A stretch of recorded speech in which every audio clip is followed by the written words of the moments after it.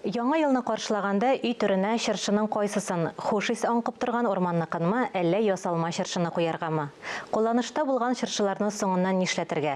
Республикада урманнарына айрым алганда ылыслы агачларны арттыруда нәрсәләр эшләнә? Татарстан радиосының иртәнге турыдан тур эфиры шушы темаларга багышланды. Студия кунагы бар гомерен урманчылыкка багышлаган галим, Казан дәүләт аграр университеты профессоры Харис Мусин тыңлаучыларны кызыксындырган сорауларга җавап бирде.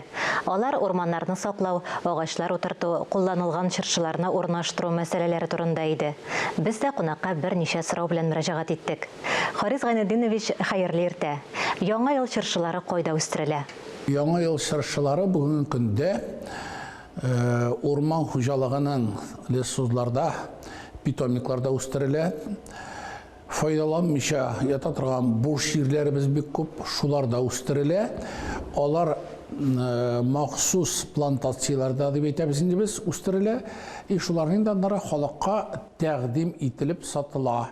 Минем әйтәсем килә, менә бу яңа чыршылар үстерү, яңа ел каршылау вакытында, хәзерлектә менә урта һәм кече бизнес керсә, үз һөнәре белән шөгыльләнүчеләр керсәләр, бик табышлы өлкә бу. Чыршыларны үстереп, аларга яхшы, матур, күркәм сыйфатлар белән кисеп формалаштырсаң, без инде моны булдырырга тиеш. Менә Европадан безгә бик күп кенә чыршылар килә, Канададан да киләләр. Алар бөтенесе менә ашламасын кертеп, агачларны кисеп тәрбияләп. Без менә бүген көндә үзебезнең аграр университетының урман хуҗалыгы һәм экология факультетында үзебезнең шәкертләребезгә, студентларга менә шушы өлкәне өйрәтәбез. Әле бу өлкәдә менә берниндәге китапларда, уку материалларында юк. Бу өлкә бик мавыктыргыч тагын, бик отышлы да шундый яхшы юнәлеш. Аннары соң мин тагын бер әйтер идем. Элегрәк мин үзем Казан шәһәренең урман хуҗалыгында эшләргә туры килде. Без чыршыларны шүлмәкләргә, ящикләргә утыртып, кешегә тәкъдим итә идек. Бу чыршыларны өйгә кертеп куясың, алар үсә башлыйлар. Үсәләр, һаваны алыштыралар, аны чистарталар. Аннары өчен яңа ел бәйрәмнәре узгач, шушы чыршыларны урамга чыгарып куясың дагы. Алар әлҗәй көне тагын үсеп, сине куандырып, әле бит балаларга да әйтәсең, фәләненче елны, яңа елны менә шушы чыршы белән каршы алган идек дип. Ул вакытта инде менә яңа елдан соң бик күп кенә чыршыларны бит урамга чыгарып ыртабыз. Бу инде бик күңелсез күренеш. Менә бу очракта бу әйбер булмый. Менә бу әйбер, менә без бүген көндә ясалма чыршыларга игътибар итәргә тырышабыз. Алардан дагы отышлы юнәлеш. Менә шушы юнәлешне бөтен суларда бүген кертеп, аларны гына түгел инде менә урта һәм кече бизнестагы кемнәр үзенең мәшәкате, үзенең бизнес белән шөгыльләнә идә утырып, алар да шөгыльләнсәләр бик яхшы, бик әйбәт булыр иде. Урман мәйданнары бүгенге көндә арттырыла. Бүгенге көндә менә авыл хуҗалыгы файдаланмаган ярганаклар, чокырлар, шул ук вакытта овраклар бик күп күләмдә агачларына утыртыла. Менә мәйданнар шуның хисабына артыла.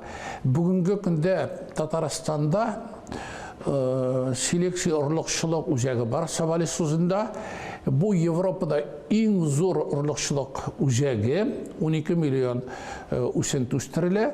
Шушы үсентене үстереп, без бүгенге көндә ашык тамырлы үсент үстерә торган питомникларыбызны бушаттык. Менә шушы питомникларда шушы плантациялар булдырып, яңа ел чыршылар үстерсәк, бу лесхозларга бик зур табыш китерерләр иде дип уйлыйм мин. Монда инде утыртып кына түгел, бу чыршыларны тәрбияләргә кирәк. Менә безгә шит илдән кергән чыршыларның күркәмлеге менә шушыны булдырырга кирәк. Без үзебезнең аграр университетта бу өлкәдә эшлибез, студентларыбызга, үзебезнең шәкертләребезгә менә шушының алымнарын өйрәтәбез. Булар бер генә уку әсбәтендә дә, китапларда да юк. Без моңа үзебез килдек укытучылар һәм шушы юнәлештә студентларны тәрбиялибез. Яңа ел алдыннан сатылып бетмәгән яки кулланылган чыршы, нарат агачларын кая урнаштырырга киңәш итәсез? Бу инде әйбер күңелле күренеш түгел. Менә миңа Европада һәм башка илләрдә булырга туры килде. Алар менә бу әйберне яңа ел узуга шундый пунктлар оештыралар, кешеләр шунда китерәләр яңа ел чыршыларын. Файдаланганнан соң алардан аннан ясыйлар менә витамин оны, аны терлекләргә ашату өчен файдаланалар. Шул ук вакытта күп кенә җирдә бу әйберләрне ягулык, җылыту станцияларында ягып, җылылык бирәләр. Әле менә бүгенге көндә бүген булган турыдан-туры тапшыруда Әгерҗе районыннан Рима ханым шалтыратты. Ул әйтә, санаторияларда, шифаханәләрдә элегрәк дип сөйли ул. Хәзер әз файдаланалар.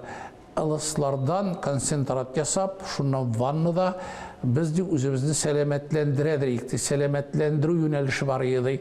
Менә булар бит онытылган инде. Онытылса да менә буларны кире кайтарга кирәк.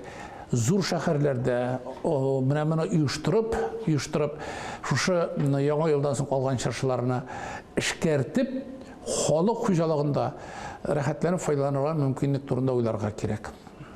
Чыршы янында яңа ел теләкләрегез нинди? Уңышлы, уңышсыз булмасын. Без Аллага шөкер бу 21-нче елны яши алдык. 22-нче ел безгә бик зур уңышлар, саулык, сәламәтлек алып килсен. Урман яңа елында каршыларыбыз язы да җитәр, җәй дә җитәр. Җәй көннәре урман янгыннары булдырмыйча, урманнарыбызга игътибарыбызны арттырып, шушы урманнардан рәхәтләнеп, бүтән халык файда күрсен иде, рәхәт күрсен иде, җанына рәхәтлек алсын, тәненә сихәт алып, менә шайтырып яшәргә язсын. Барыбыз да сәламәт булыйк, уңышлар, саулык, сәламәтлек бергә булыйк, тату яшәйек.